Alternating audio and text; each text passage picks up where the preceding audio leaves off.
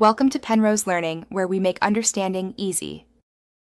In this video, I will explain how to use your school Chromebook Hotspot.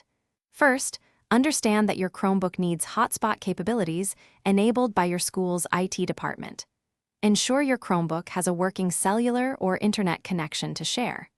This feature lets you connect other devices to the internet using your Chromebook's data, which is incredibly handy. Always check for permission before using this powerful tool. Remember to respect your school's internet usage policies. To activate your hotspot, navigate to your Chromebook settings by clicking the time in the bottom right corner.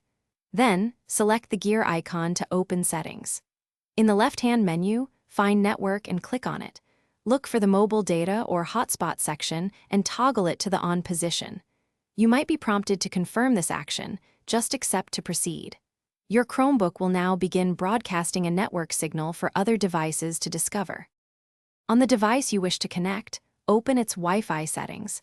You should see a new network appear, often named something like Chromebook Hotspot followed by your device's name. Select this network, and then you will be prompted to enter a password. This password is displayed on your Chromebook's hotspot settings screen.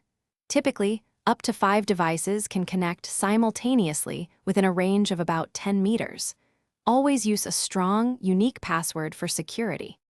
To maximize battery life and data usage, disable the hotspot when you are not actively using it.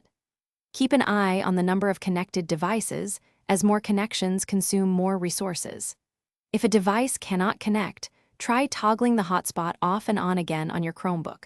For persistent issues, or if you encounter any unexpected problems, please contact your school's IT support for assistance. They can help ensure everything is configured correctly for your device. Thanks for watching. If this was helpful, leave a like and consider subscribing. See you next time.